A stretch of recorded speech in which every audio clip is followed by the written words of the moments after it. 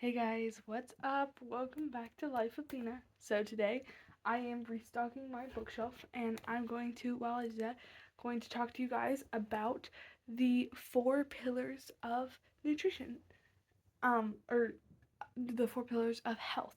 And so we're gonna talk about that. So let's get started. So I have like a huge box of books.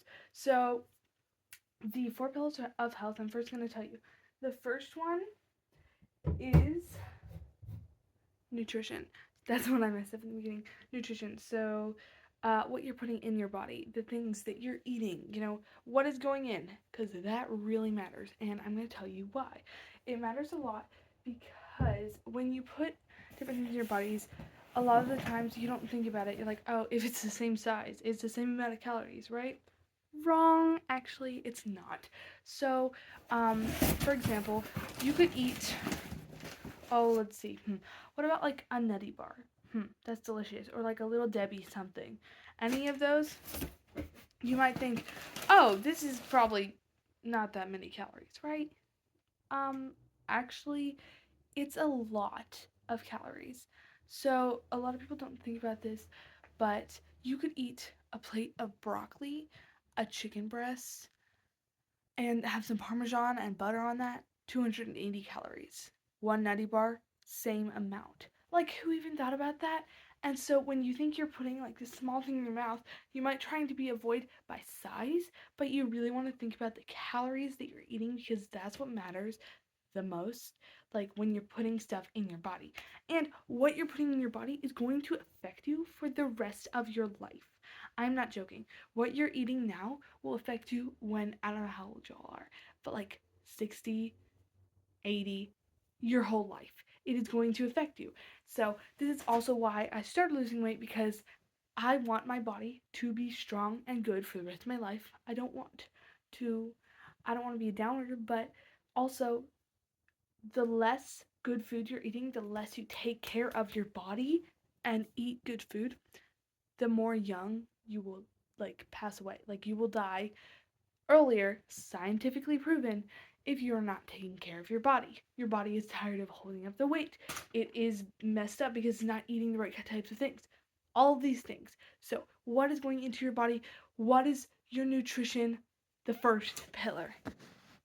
Okay, guys, so that's the first pillar of health. Now, I have a bunch of books here. I'm gonna put them on the shelf. Let's see. We actually have some really good books here. Oh, some of my favorites, guys. Ready?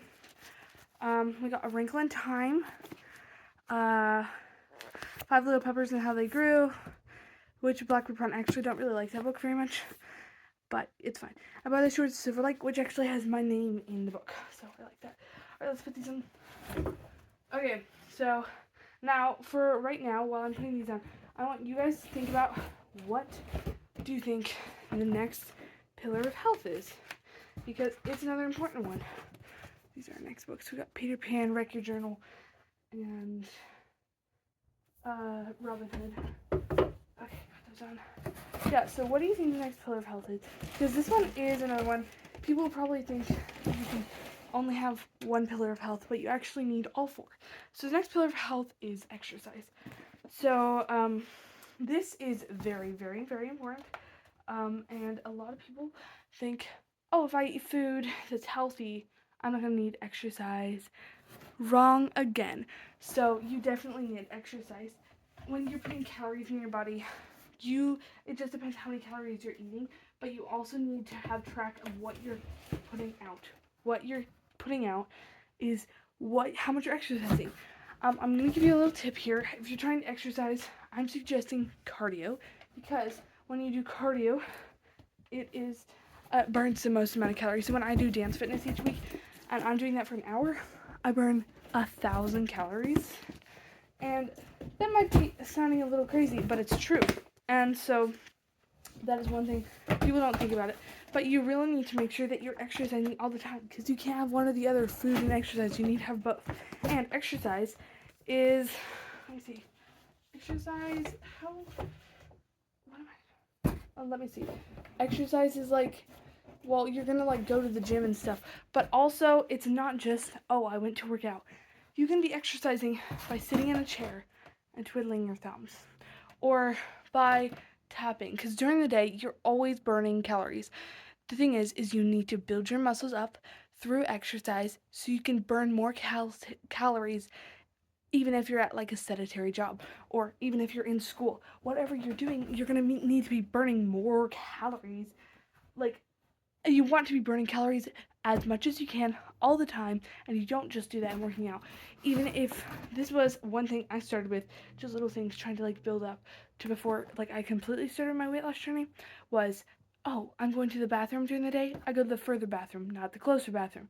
Oh, I have to put something upstairs. I'm not going to leave it on the stairs. I'm going to walk upstairs and then I'm going to come back downstairs, maybe go an extra way.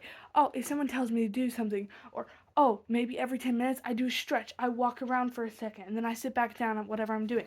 You just got to think and be very mindful of what you're putting out there because it's not only going to be that class you're doing or like that walk you do every morning. Like that is wonderful, but also you need to make sure that you're moving all the time. It's better to move than not to move. And when you're sitting for so long, it also increases your death rates, but it has a huge effect on your posture and things. I'm not going to talk about posture today, but it is very important. And so, like, make sure you're moving around. Even if you have, I know it sucks when you have a job that is sitting down the whole day because you're like, what am I supposed to do? But that's what I'm saying. Like, you got to get in as much as you can. Okay, so we got more books on the wall. Oh, that's a huge book. Gone with the Wind. I love collecting old books. This is, let's see. Let's just real quick check. Yeah, 81. Last time it was borrowed was 1981. And let's see publication date. Sorry guys, this is, oh yeah, it was published in 1947. That's crazy. Okay, let's put this on. Guys, do you like my little bookshelf? I like it. Anyway, now we're gonna go to the third pillar of health. Now a lot of you probably have heard of the pillars of health, but maybe this isn't clear to you. So one of the pillars of health is sleep. And here's another old book. One of the pillars of health is sleep. Sleep is like a huge thing you gotta think about because when you get sleep, it's affecting everything. Like you might not think about this, but everything you do is being pushed by something. So your sleep is going to lower your mood. When you don't get enough sleep, it could make you eat way more calories. There are so many other things that it affects when you don't have enough sleep, so you need to have a good sleep schedule. I know it's so hard to go to bed at a certain time, wake up at a certain time. Maybe you have to set 6 alarms. That's what I have to do, but you gotta keep it going. And I will tell you, my sleep schedule is not very good. But again, all of these things are affecting you throughout your whole life. And you need to make sure you're watching it. At me, I'm a younger age. I don't know how old you guys again, but like you need to watch it your whole life because it's going to affect you for the rest of your life. And once you get into that routine, you can be in routine with other things. So once you get into the routine of getting your sleep in every night, you can get into the routine of, sorry guys, eating healthy food every single day. Like there are so many things that you will do routinely, and once you get that in your sleep, like your sleep is just, it's so valuable. It's going to help your face. It's going to make you more motivated. It will help you, and that's too the thing with working out and using your energy. It's going to make you tired, so you're going to be able to go to sleep. I'm sorry if you had a hard time sleeping. I know that happened to me. I wish there was more we could do about that, but let's keep shoving books. Okay, so we said, what were the 3 we did first? We did food, well, like nutrition, and then we also did exercise, and then we did sleep. And the next one is stress. Guys, stress, oh my word. This affects you a lot. Have you ever been to work or something with this huge thing coming up? You're really nervous. Sorry guys, there's a lot of stuff in here. You're really nervous, and you might have to present something. This is a pretty book. Yes, you have.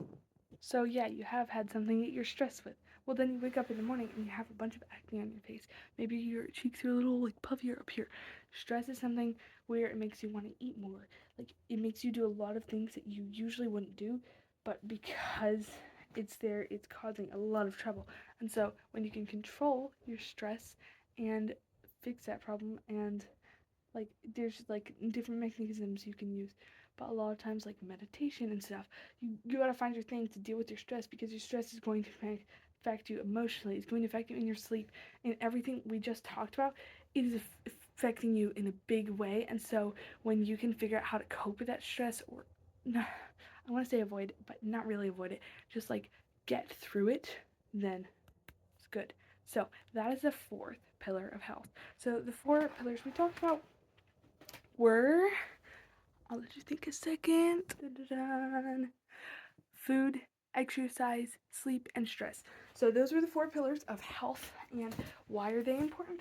Because they affect you for, not gonna put that up there, they affect you for the actual rest of your life, and you want your body to be healthy and stay alive, right?